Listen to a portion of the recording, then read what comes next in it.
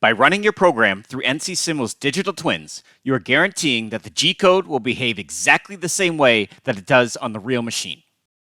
Take, for example, the use of G62 in programming this Heidenhain DMG DMU80.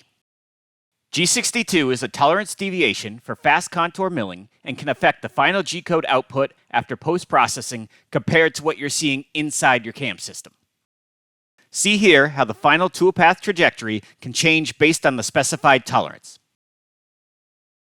For example, a program could be output with a larger tolerance, and when the tilting occurs, the holder properly stays away from the stock.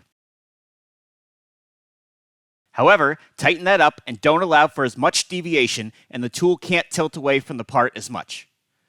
Notice all the collisions that NC Simul is detecting during the simulation. These will populate both in the information window at the bottom and directly on the machine surfaces. Since NC Simul reads the final G-code output, the same one as the real machine, it is ideal for catching these type of errors that are impossible to see at previous steps in the manufacturing process.